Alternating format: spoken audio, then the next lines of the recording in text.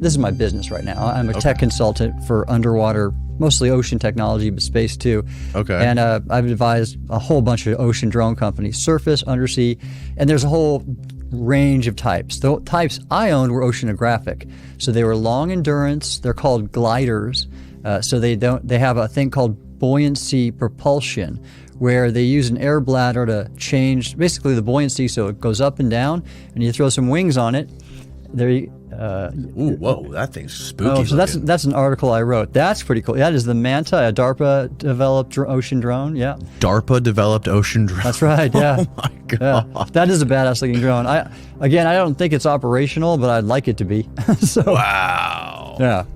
But and the other piece is a paper, article I wrote on ocean drones, a revolution. We're turning into the aliens ourselves. I know, exactly right.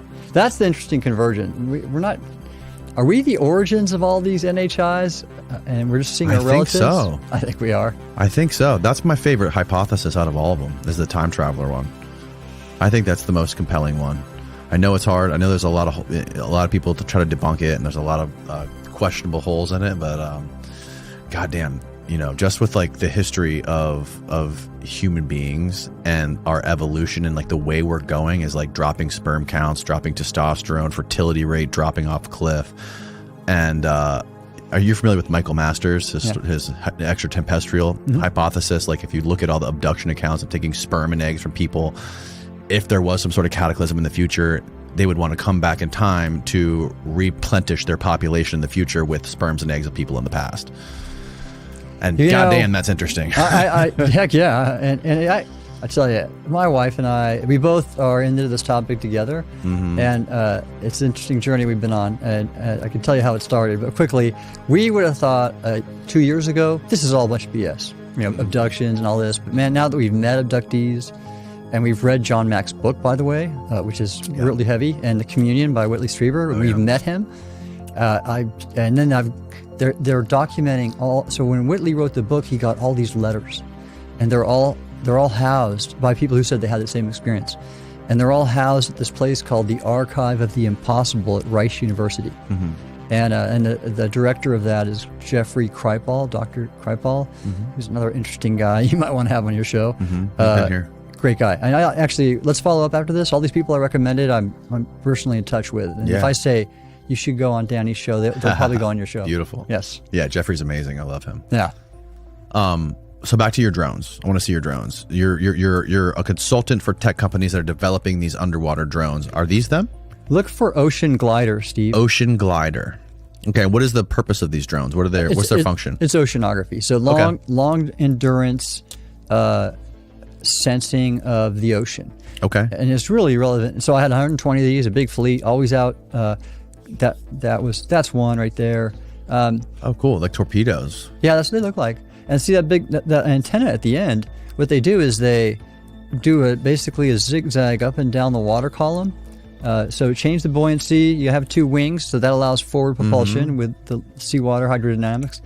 And once they make a down and up profile, the antenna pops on the surface and sends the signal up by SATCOM, and all gets fed into our ocean models, which are used by surface forces doing undersea warfare or anti-submarine warfare. So you have to know, just like weather and its impacts on radar and visual satellite communication imaging, the ocean has weather. Yes. And so, this you're a surfer. So currents, sea state, salinity differences all affect the speed of sound. So there are areas of the ocean that these are all China ones. Can you find his? Just find the American one. God, it's look at Naval Oceanographic. What's Office. the name of your company again? Look at the Naval Oceanographic Office. Okay. Naval Oceanographic Office. And that's funny. Ultimately, there's a story there. So when I had that fleet of ocean drones, and we had brought the head of the Navy, Chief of Naval Operations, John Richardson, to see them all, and he said, "Great, you should be doing this. We need to do more autonomy." A short time after that, 2015 or so, you might have heard the news. Maybe it was 2016 when China seized one of our ocean drones. Do you remember that? I do remember. Yes, that. and Trump even tweeted about it. Yes. I forgot what he tweeted and said, but that got the news, right? And what happened? It was interesting. I never got that's good. There you go. That's exactly what we're talking about. And so I never got a call saying by anybody in my chain of command, "What are you doing? Why'd you put your drone out there?" They wanted us to be doing that, so they actually screwed up. And we use that to basically highlight all their negative and malign activity in the Pacific. And so we got a lot of good press out of that. And they quickly returned it to us. And what we think is that it was a lower level commander of a ship who saw it surface and thought, "Oh, we should get this. This will be a prize. The leadership of the Communist Party will be so pleased." And of course, it was an international incident and made them look really bad. So it was. And it was designed that way. No, what I'm saying is I think they screwed up. I don't think they made China look bad, not us. Right, but we intended for them to... Not really. Oh, okay. No. So it was just doing its job. I see. We didn't throw it out. Now, partially because it was in the South China Sea, and that's an area that we want to know the ocean really well, because if Taiwan is going to get invaded, we're going to have to put our submarine forces and special operations forces there to keep that blockade from happening. I read this lady, Annie Jacobson's book she's a whole book dedicated to DARPA and some of the stuff that they do and some of the research that they've been doing for a long time. And one of the things that they've been focusing on is creating super soldiers. And they've been doing these invasive brain implants since the 90s to try to do things like mitigate pain, like to try to reduce the amount of pain that soldiers can bear in combat, and things like hunger, try to get past hunger to survive longer without food, and all kinds of things. So it makes a lot of sense that they would be interested in something like this. Yeah, and I mean, I've just read a book called We're Electric by Sally Adi, which is absolutely just illuminating in so many aspects. And in it, DARPA is mentioned so many times as being so critical in this advance of this research and technology. And of course, a lot of it is done for military purposes. Right, military communities are, they kind of got a need for it. The need for human augmentation in the military is a given. The military have a lot of people that are breaking through stress.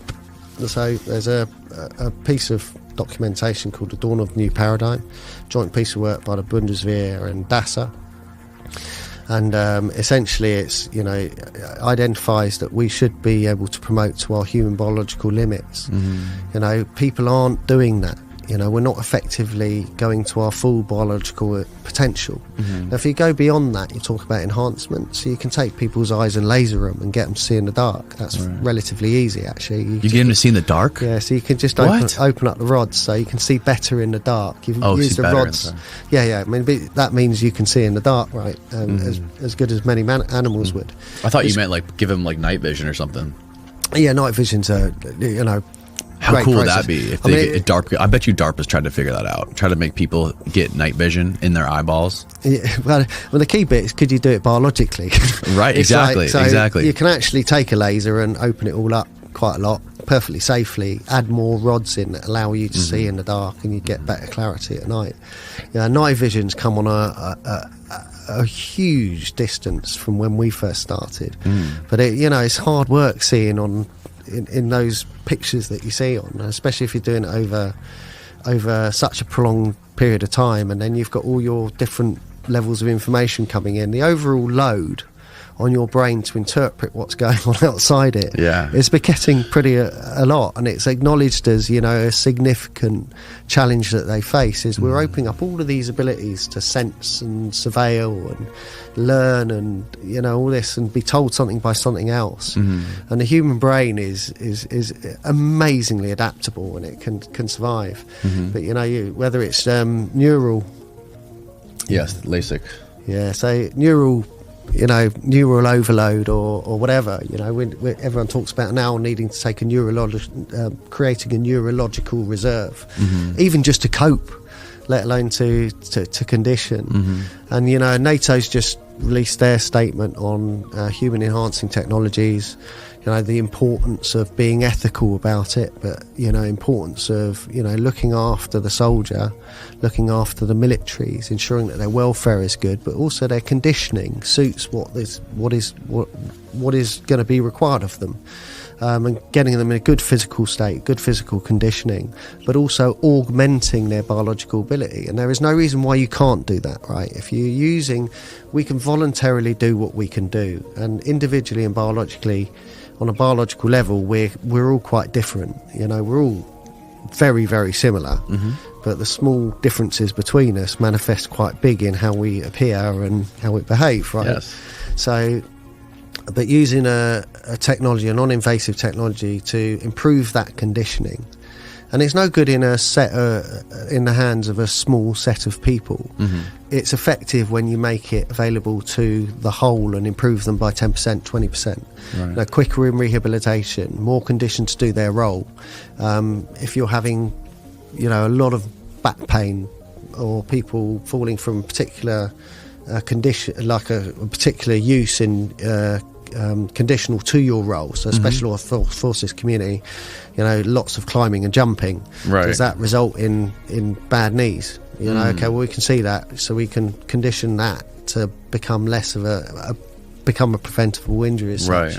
And there was an interesting one we were brought with shelf people who worked in superstores, who were putting things on shelves of a certain weight. They're getting this particular type of problem, and it's costing the company a lot of money, and that could easily be treated by the right physiotherapy advice and a very easy and accessible technology. And the point I made when I come across this technology, what really blew me away, and I must add that I'm not paid by this company at the moment. I represent them. I've become an ambassador for them, as I was invited to do, and I was just taken by the potential that it offers in so many applications. I think the biohybrids, because when I say that thing they have done, right? So for anyone who isn't familiar with DARPA, right? It's the Defense Advanced Research Projects Agency, a mouthful.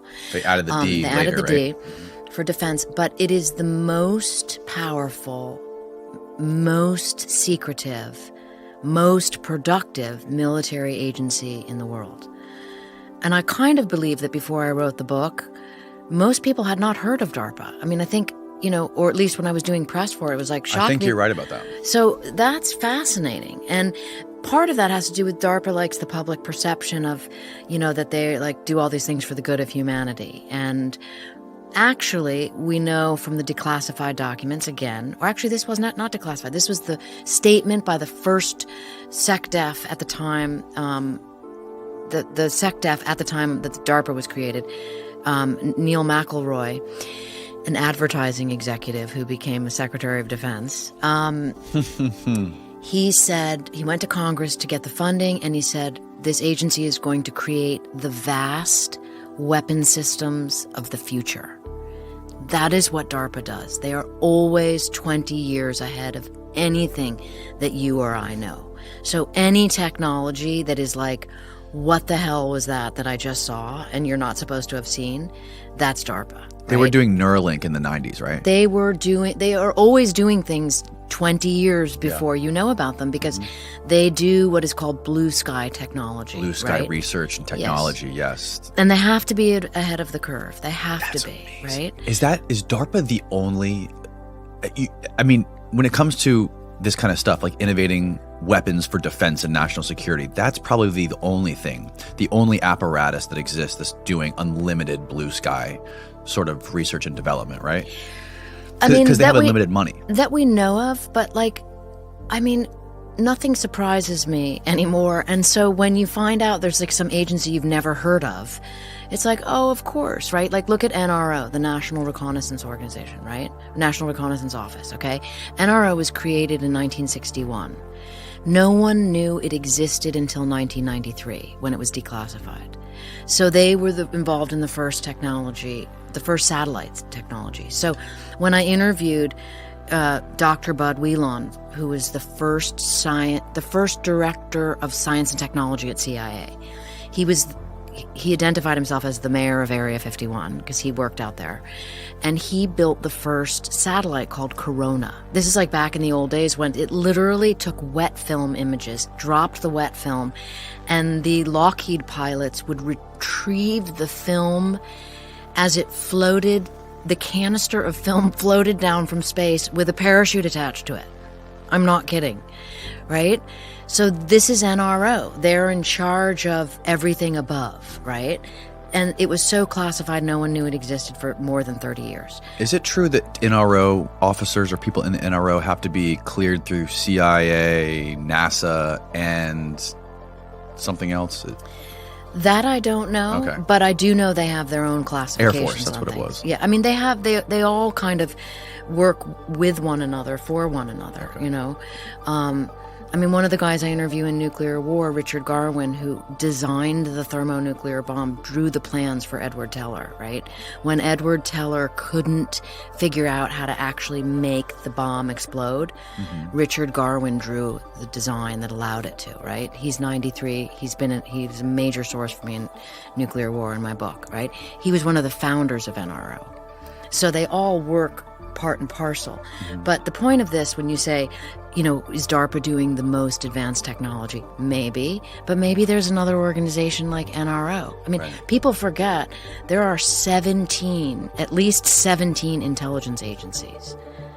It's not just CIA. 17? 17.